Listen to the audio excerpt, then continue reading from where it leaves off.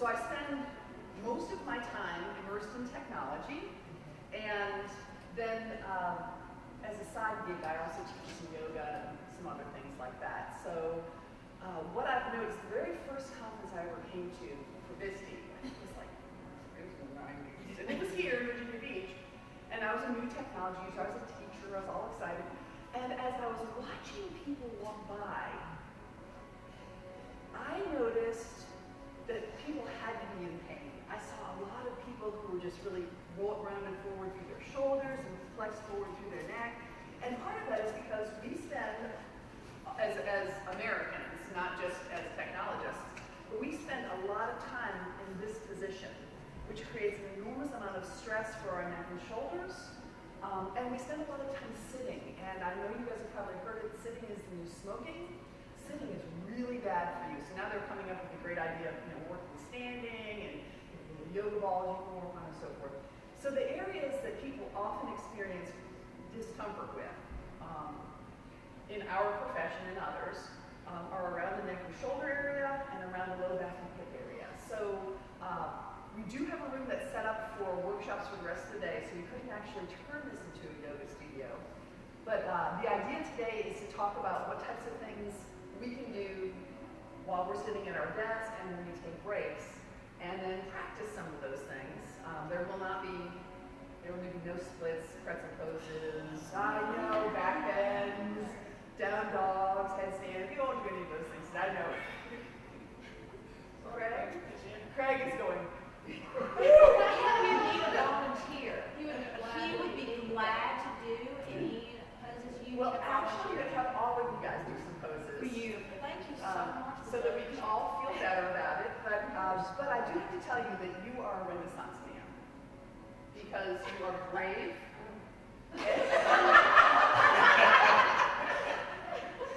And in my yoga populations, I'm beginning to see more and more men. They're beginning to realize, particularly what happens in a fitness situation, health club situation, is people do what they are most comfortable with, because no one wants to be that person in the gym that looks awkward or so forth. So if you're not good at strength training, you stay in the cardio classes or you stay in the cycle classes. And we all know we should cross train, we all know we should be doing all those things. As an instructor, and I teach fitness classes as well, but as an instructor, I'm really intimidated to go into a pump class because I don't want to look stupid, and I do this for a living. So I know that that's how general humans feel as well, participants feel. And so men typically are designed with more muscle mass and less between joint spaces. So they are more predisposed to strength work and less predisposed to stretching. And so the very fact that you are here shows that you are enlightened. And so but men are beginning to make their way into yoga. They're beginning to realize that feeling good in their bodies is more important than the stigma of being in yoga. So I just want you to know that I'm going to stop talking about you now. Craig May, everyone. Yes. Where is the hole in the floor that's going to All right. Thank you for allowing me to, yeah. Okay. All right, so I'm going to keep an eye on time because yoga classes, I better put a timer on. Yoga classes are usually a minimum of an hour, generally, sometimes an hour and a half with a long meditation. And we are going to do some relaxation at the end, get you guys ready for the day. So look, as I'm setting my timer, if you guys will let me know, I know you just told me that you're having some tension around your neck and shoulders. What other things can I help you guys address today? What other areas are you guys feeling discomfort? What are your needs when you come to this class? Or was it just gentler than coming to someone? Lower back. Lower back, okay. All right. Others? Same. All right. Okay. So let me put my timer on for. Oh, we're going to do. Good morning. Oh, you got help. That there are 2 Renaissance men in yoga class. Awesome.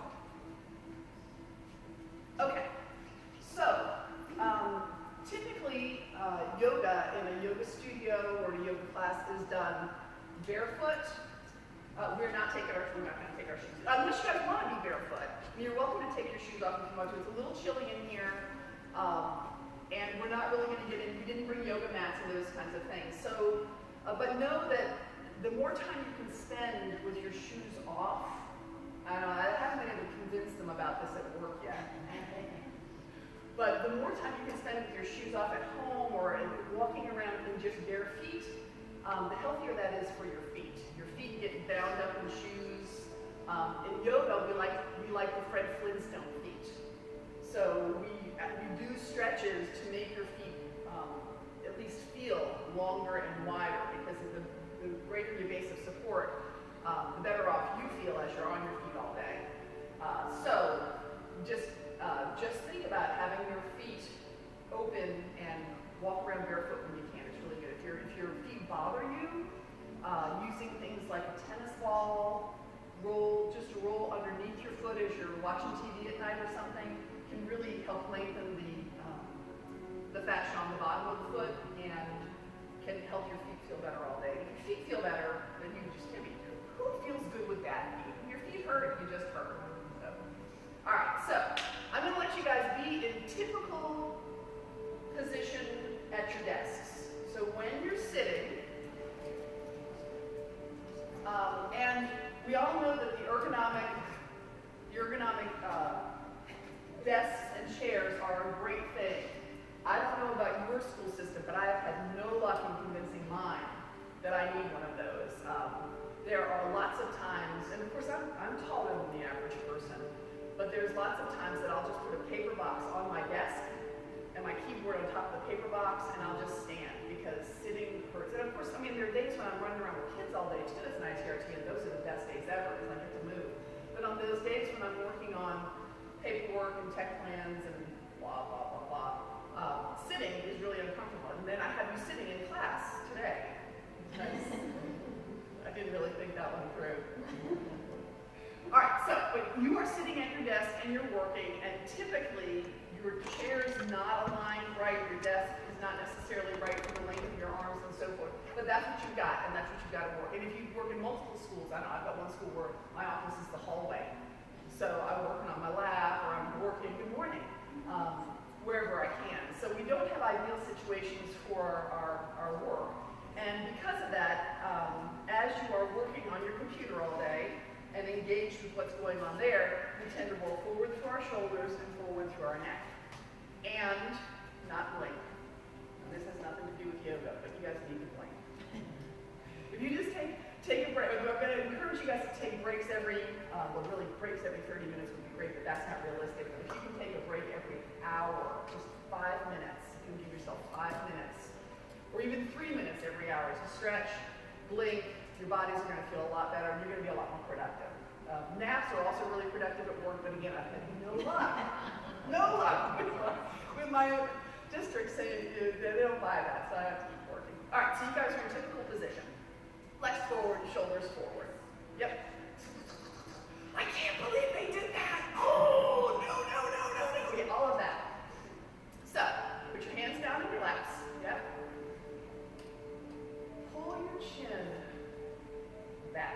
So imagine aligning your ears right over your shoulders. All right? If your neck is tight, you're going to get some shoulder elevation with that as well. So, let your shoulders sink down into your ribs. Take a breath in. And as you exhale, draw your ears back over your collarbones. You may feel some discomfort in the back of your neck. You may feel some lengthening.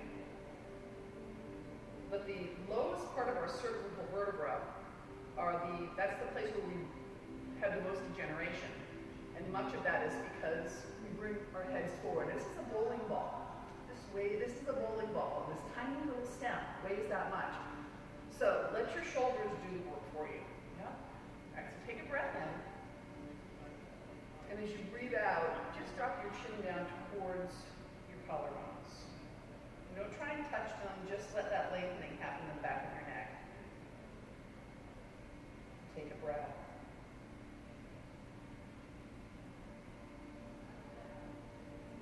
And then as you breathe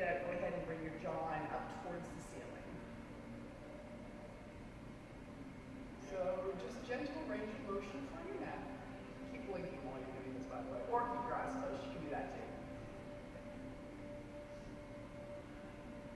Take a breath in and draw your jawline down towards your collarbones.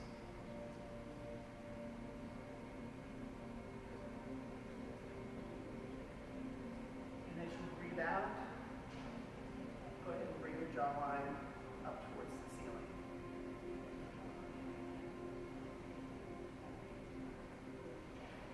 One more time. Breathe in and drop your jawline down towards your collarbones.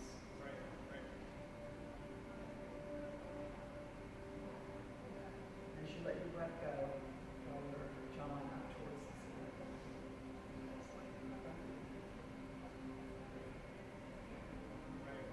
Your next little in-breath.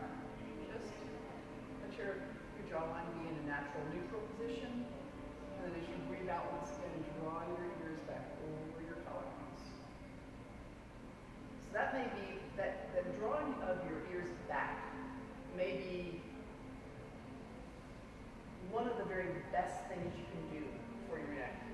And if you don't spend a lot of time aligned, that's a little uncomfortable right now. So let your shoulders go and let your head come back to a comfortable place. But if you can imagine or practice holding a towel behind your head, having your arms in a place where they're supported, and just drawing back to strengthen the muscles and align, that's going to help with neck and shoulder discomfort quite a bit.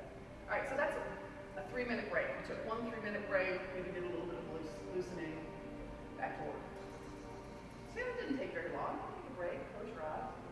So back to work. Your neck's starting to feel a little uncomfortable once again. All right. So you finish up the email or whatever fire you just put out. Put that down on your eyes. All right. Put that fire out. Draw your ears back over your collarbones. All right. So this time, take a breath in.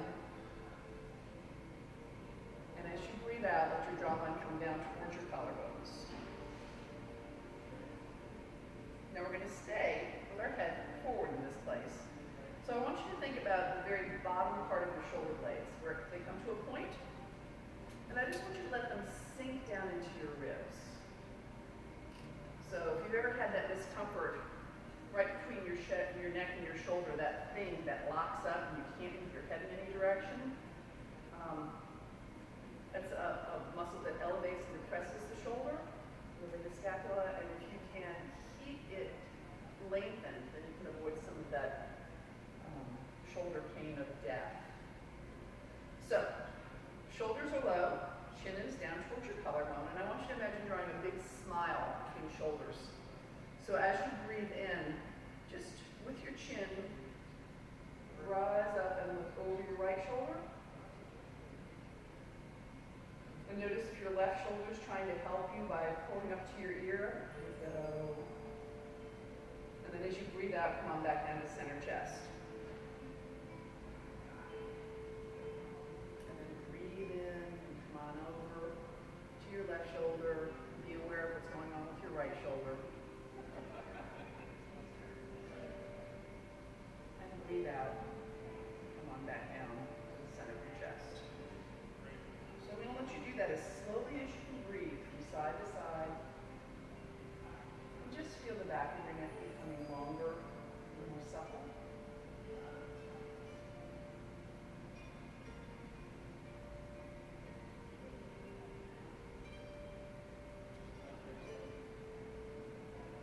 Drawing a big old smile.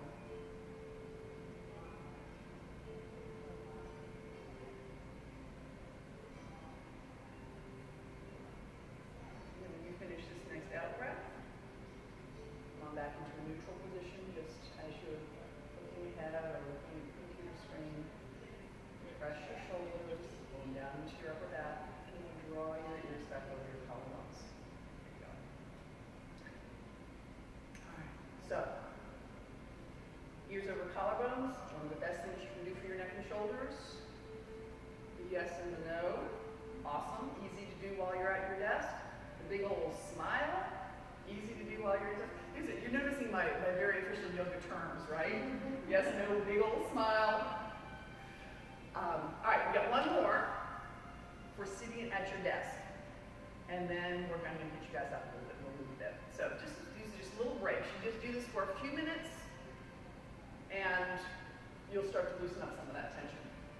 Okay, so you're working, you're putting out fires, you are on fire, you're getting so much great stuff done. My shoulders are really tired. I've been sitting here for a long time, this doesn't feel good. Monkey paws. Again, another very official yoga term. I'm not sure I can say that one in Sanskrit. I'm not going to try. All right, so you're sitting at your desk. You can do this seated, you can do this standing, you can do this all the time. But this is awesome. So bring your fingertips to your shoulders, or if they don't touch your shoulders, just put them in that general direction. And then imagine colored chalk on your elbows. Now, we're going to do big old shoulder circles, so you may need to scooch forward a little bit. Or you can stand if that would feel better for your body. But I want you to imagine making big colored chalk circles. So as you breathe in, bring your elbows forward and up and lift your jawline. And that's pretty good. And this is the best. As you breathe out, pull your elbows back and down and let your chin drop down towards your collarbones. Oh, that feels so good for the back of your neck. So you're going to move as slowly as you can breathe, and you're just going to make big shoulder circles. And then I encourage you to totally enjoy the out breath.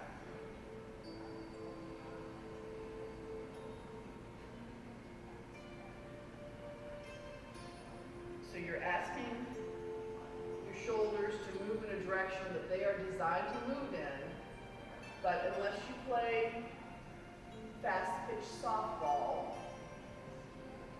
they probably don't get to move this way very much.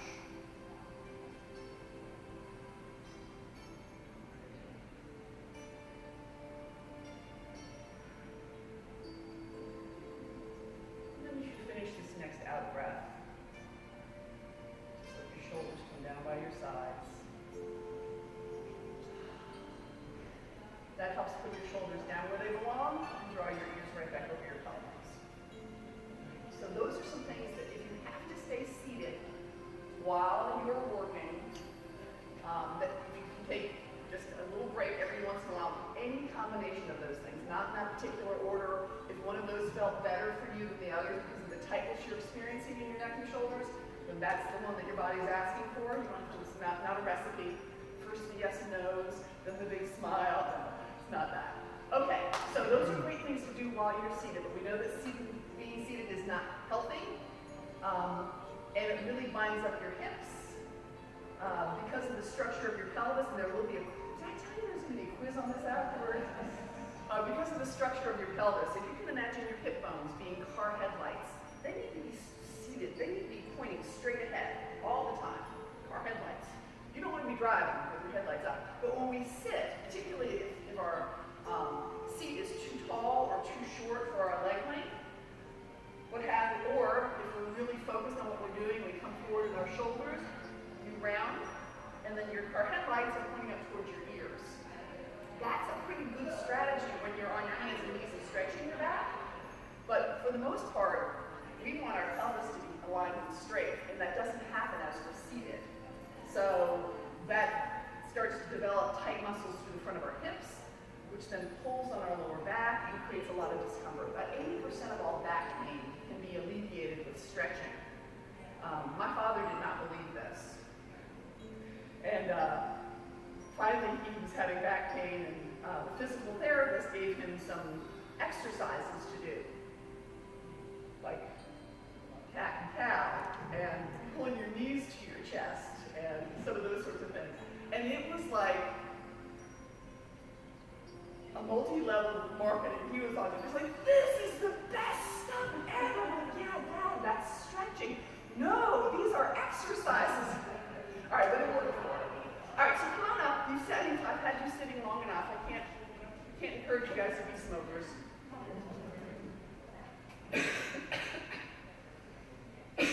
So,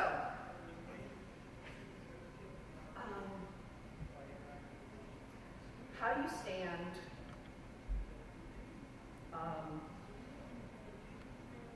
structurally? What you do with your posture and so forth. the shoes that you're wearing throughout the day.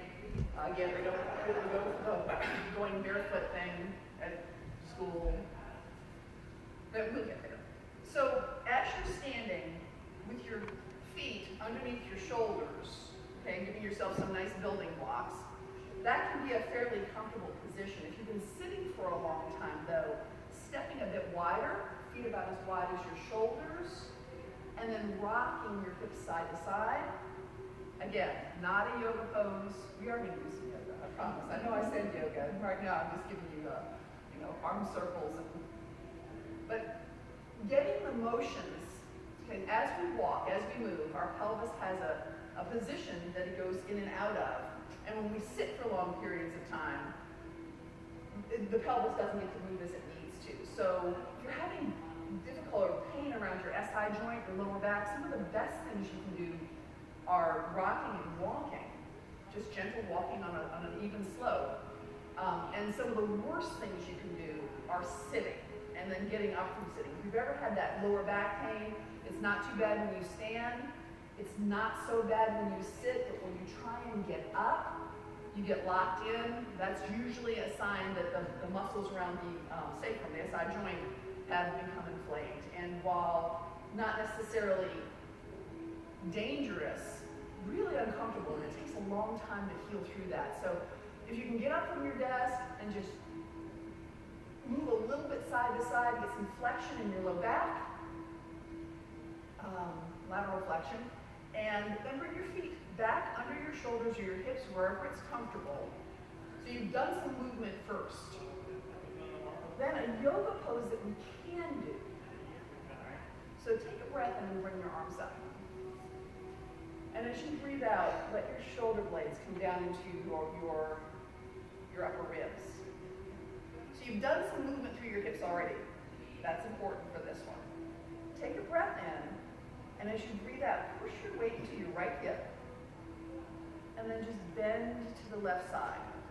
And okay, in the formal pose, there's all this stretching. That's not important for this because we're looking to open here. So if your shoulders are getting tired, put an arm down. But just allow yourself strong through the belly, so draw your abs in, and then reach to the side. That's going to allow your back to flex in a different way. Support your body weight, or if you've been stretching for a while, you can, or if you just want to look like a tree in a wind. All right, take a breath in and come on back up to the center. And as you breathe out, bring your shoulders back where they're supposed to be. Good. Now, belly strong. Push your hips to the left and bend to the right. Now, yoga is all about breath and the connection between mind and body. So, make sure you continue to breathe. When you hold your breath, you hold the tension.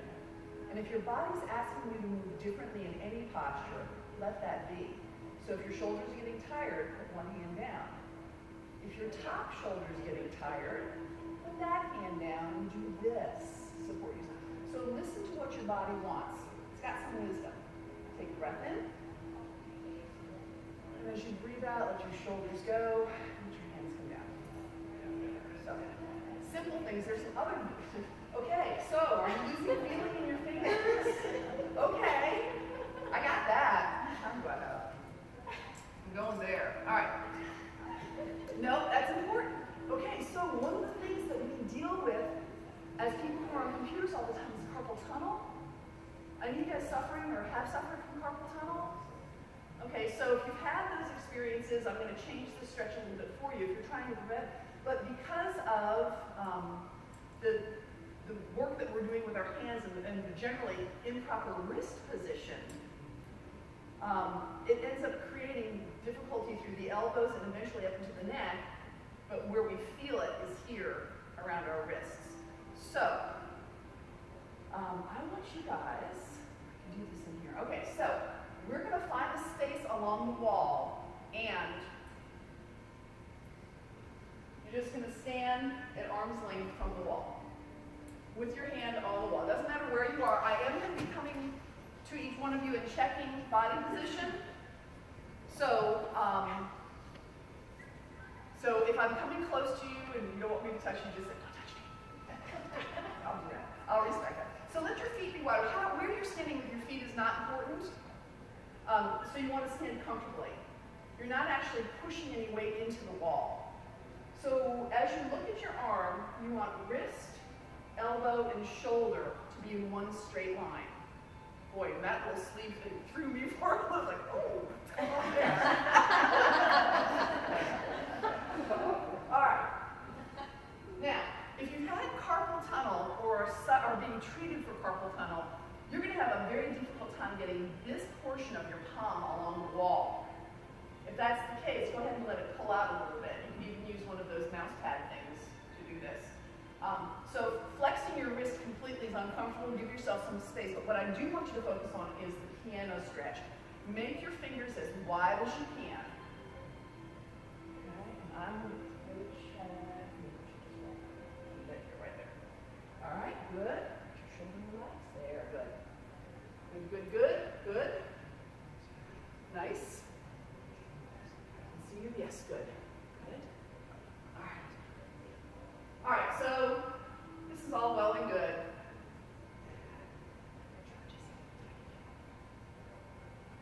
All right, so you're in line. This is my imaginary wall. All right, you've got your arm connected to the wall. You're not feeling a lot of tension here with your neck. I want you to find the soft part of your elbow, the eye of your elbow. Leave your hand where it is and rotate the eye up. So no twisting doorknobs with your hands. Keep your hands still and take this eye and rotate it up. That's the challenge here. Once again, I'm going to turn your shoulder down. Get some shoulder tension going on. Good. Yep, good. Shoulder tension.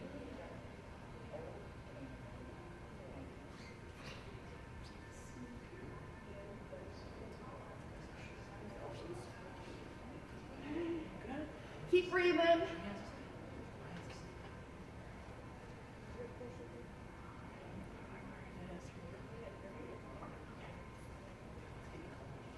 This is so fun.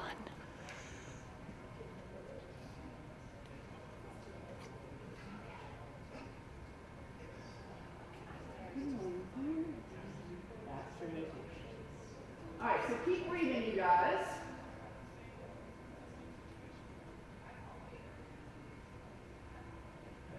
All right, so you're beginning to lengthen. Let your shoulders roll down into your ribs. Take a breath in. Leave your hand where it is. Leave your elbow where it is. As you breathe out, turn towards the center of the room. That's going to bring the stretch right across the anterior portion of your shoulder. Now, when you do that, your fingers may want to pull away from the wall and your elbows may want to roll down. That's all part of it. Trying to keep your elbow up, your hands very, very wide, and just keep breathing and opening into the center of the room. So you want to feel that stretch, basically from center chest or the front of your shoulders all the way down to your wrists and your fingertips. And, yeah, okay. All right, so take a breath in. And as you release the breath now, bring your chest center. Roll the elbow up one more time. And take a breath. And as you release the breath, just let your arm come down by your side. And then notice how much longer your arm is now. And if I were the mean yoga instructor, I'd leave you that way. Okay, so your arm is not really longer. Well, but it looks longer, and it feels longer. And that's because we put your shoulder back where it's supposed to be. So this kind of stretching can help bring your shoulders and your neck back in alignment, and it can have some great effects in the health of preventing things like Dowager's hump and carpal tunnel. Now, it's not like the magic yoga stretch of the world, but it's a really good stretch. And if you can do this on a somewhat regular basis, you'll find that you've got some comfort in your neck and shoulders that maybe you didn't have before. Let's get the other side so you're not lopsided. You got a good idea of where you want to be now. So wrist right across from your shoulder. Think about pulling your shoulder blades down into your ribs. Nice and form. Yeah, that's good.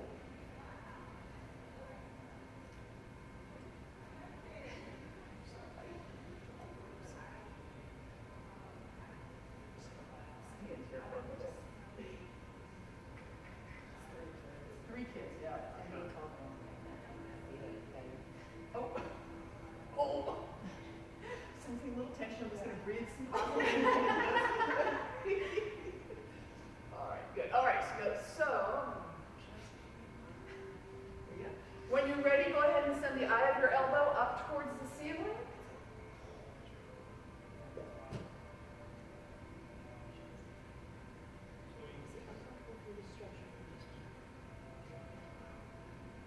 Keep your fingers stretched as wide as you can.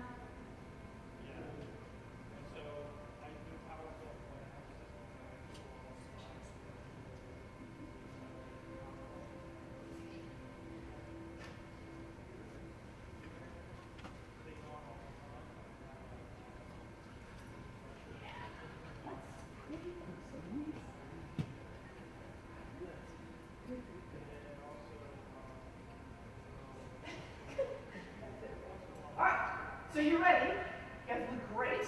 Take a breath in, become very long through your spine. As you breathe out, open your chest to the center of the room. Or maybe that's not this side, my imaginary wall. Now when I do this, and I haven't done it in a while, I get all kinds of messages from my muscles like, what? You want us to do what? But I find that I have a lengthening and a tingling sensation here. This is not where the stretch is happening. The stretch is actually happening up here. But we're affecting the nerves that connect all the way down. And of course, if it's, if you're feeling like your hands are going numb, it's always good to get blood back into your fingertips. You can always take a break. You don't have to hold this. I do tend to hold postures for a while. So we're breathing.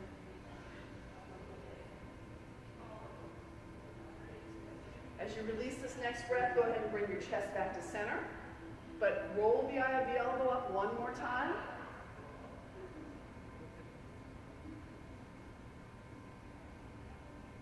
Take a breath in. And as you release the breath, hand come down by your side. Awesome. Now, that followed by a few little monkey paws, like icing on the cake. So go ahead and put your fingertips up towards your shoulders. You don't have to touch. And then, you know the drill. Draw those big circles with your elbows that let your neck and your chin be involved as well.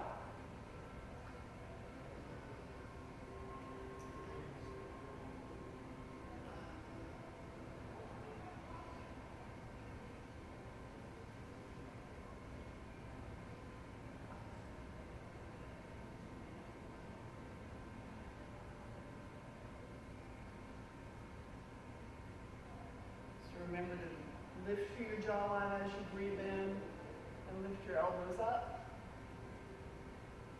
And then let your shoulders and chin come down. And you finish that breath, and let your hands come to your sides. All right. So, those are some really nice things that you can do for your shoulders, your neck. Some of the best things that we can do for our back would require us to lay down on the floor. And I don't know where your comfort level is with that. But there are some things you can do, or in your office. I'm just imagining my principals walk up, just taking a stretch break. However, if you guys want to get behind a chair, so that you just have your hands resting on the chair,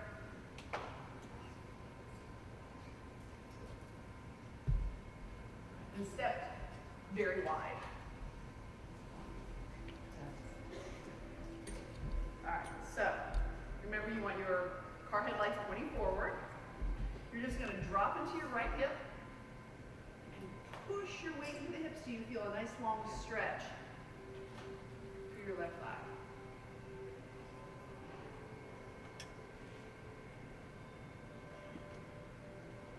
take a breath in and lengthen up. And as you breathe out, come on down to the other side.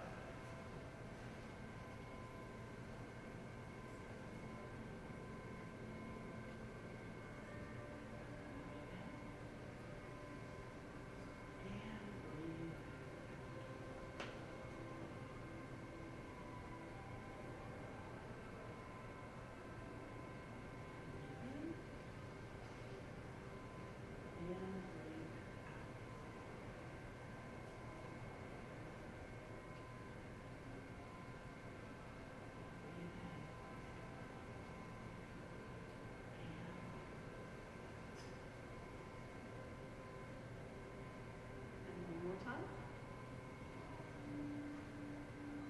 So just gently opening the aspects in front of the hip and around the sitting bones. So we've asked our hips to open a bit, but the front of your hips, those are the buggers. So, again, there's some great stretches we can do on the floor for that. If you can come around to the side, because we're going to get to this place, and we may not be able to get all the way to this place, but you want to be able to hold on to something in front of you, and you need some space to bring your legs back behind you. Yes, you're good.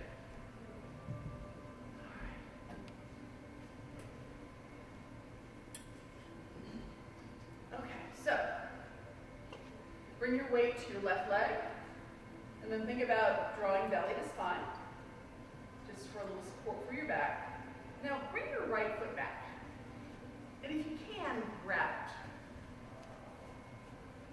it. Now, here's the thing.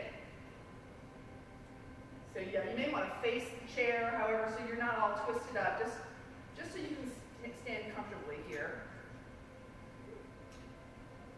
I got you.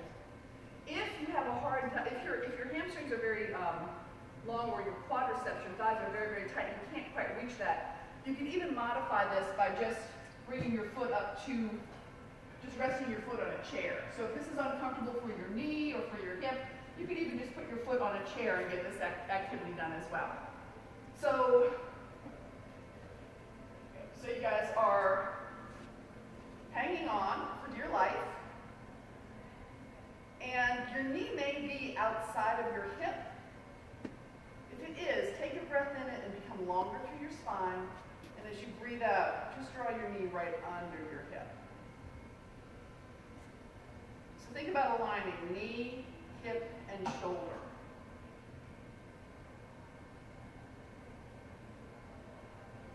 Now, focus on your kneecap. Take a breath in and lengthen through your spine.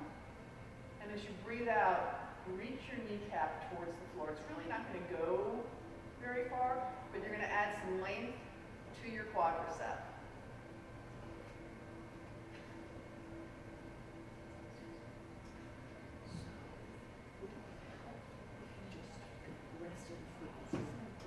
Your boot is in the way. Oh yeah. Okay. All right. Okay. Yep. Okay. Oh boy, we should do the mannequin challenge now. All right, so lengthening, take a breath in, and as you breathe out, just let the leg go. Now, technically, that hip's a little lower.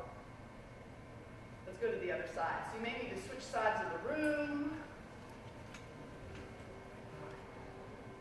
or just slide over. Go ahead and grab your foot. You may notice that one leg is easier to get than the other. We're not balanced equally on either side of our spine. So if you've got a dominant leg, it may be, the muscles may be tighter there. You may feel that leg is more successful or more of a challenge. It's okay. Just be aware. Now, think about aligning the knee underneath your hip.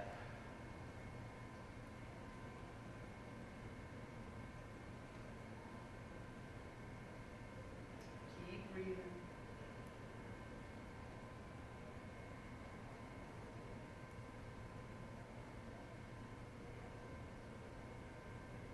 As you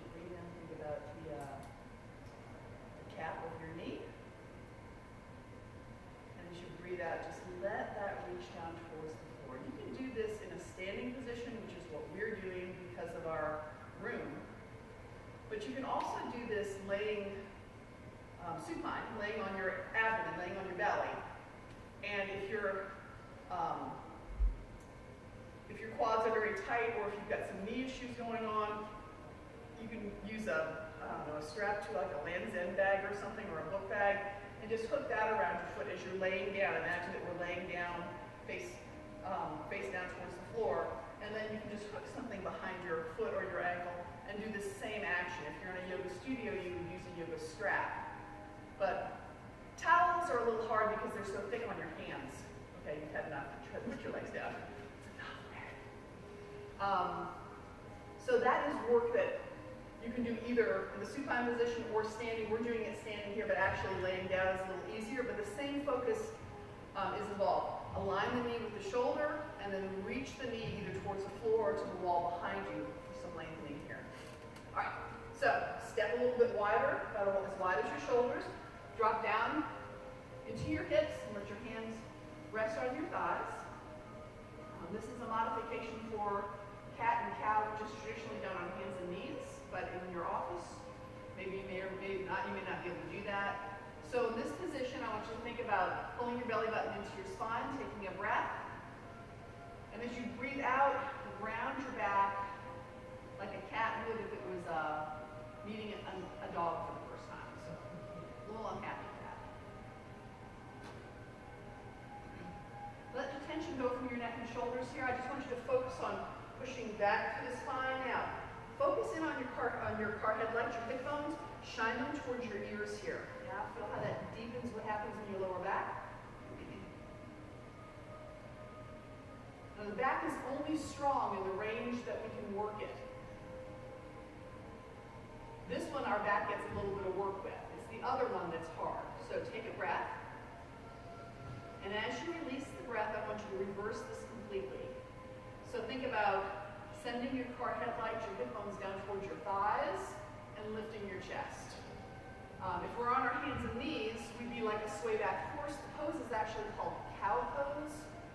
I don't see a lot of cows with sway back or straight. So I like sway back horse pose, and since I'm making up all the names today anyway, that's what it's going to be.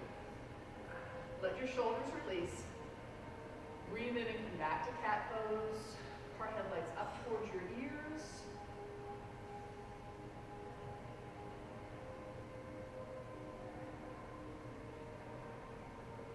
And as you breathe out, back to sway back horse pose.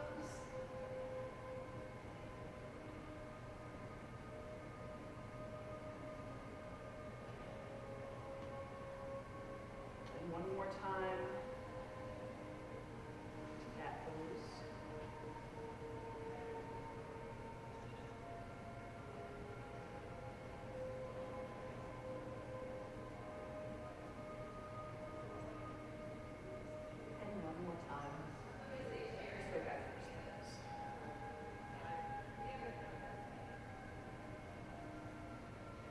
Keep your abdominal muscles engaged as you do these so the spine can really stretch in its full range. So draw your belly to your spine and just round a little bit and come on up to a standing place. And if your back is saying it needs a little bit of different movement, remember the side-to-side movements are great.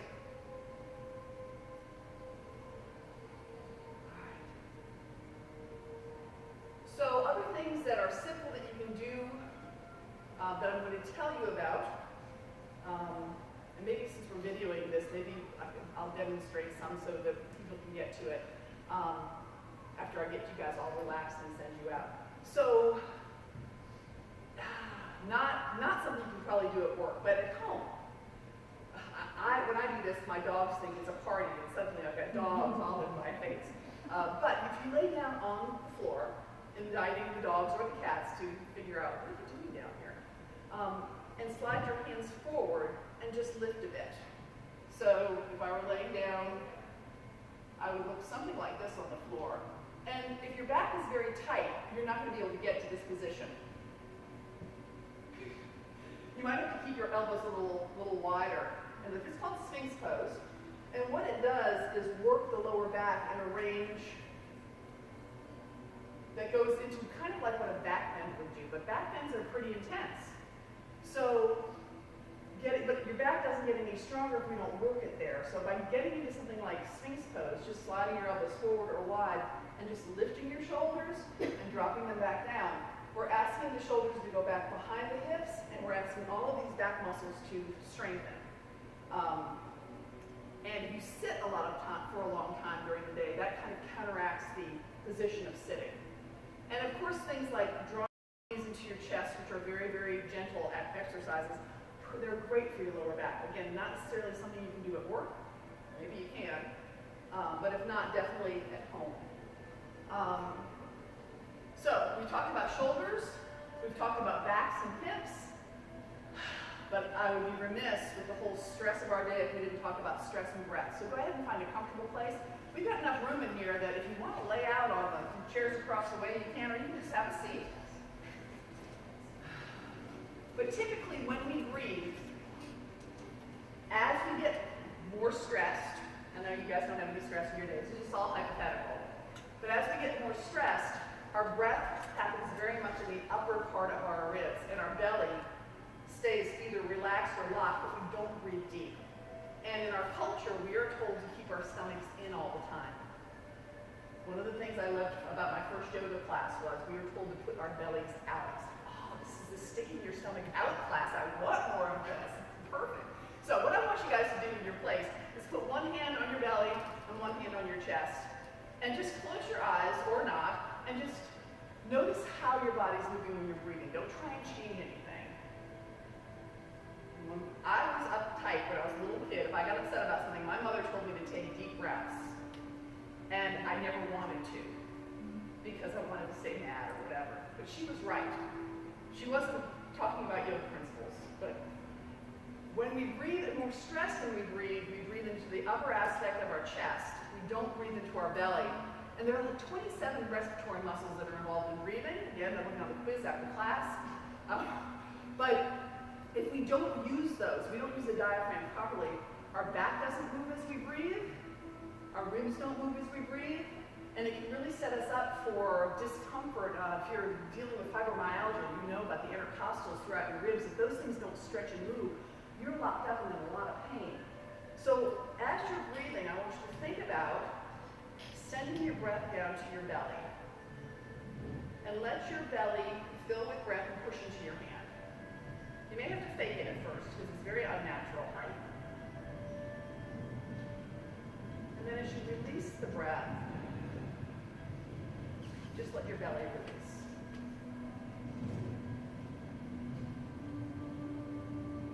So let the breath move so that your hand on your belly fills, that hand moves first, and then once your belly is filled with breath, and let the breath move up and move your hand on your chest.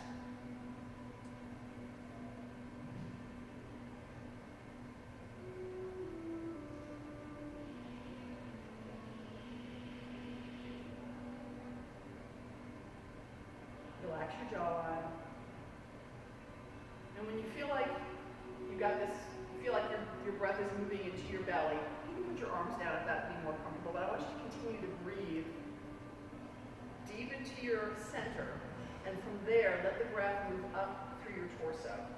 So you're stretching through the belly, through the back ribs and the front ribs, and through the ribs in the top of your sternum.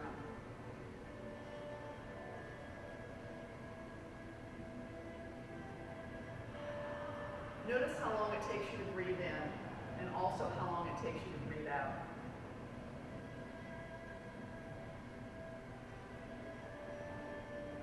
Don't change anything, just notice it.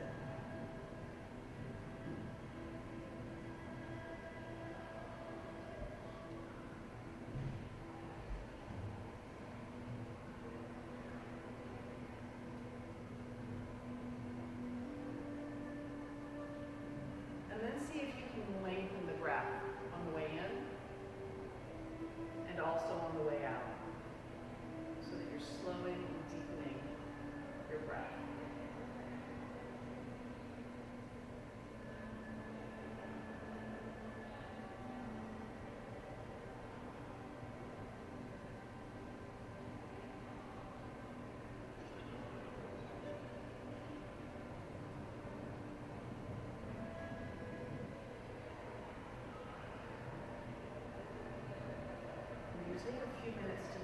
like this.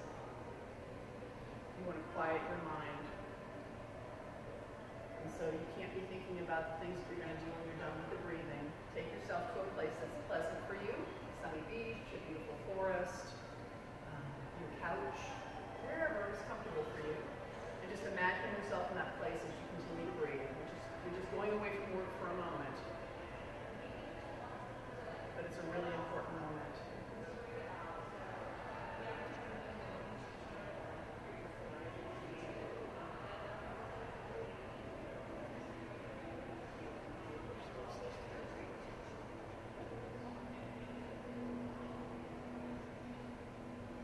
Now as you're breathing slowly and fully, just let your eyes get used to the light of the room so you can open your eyes gently.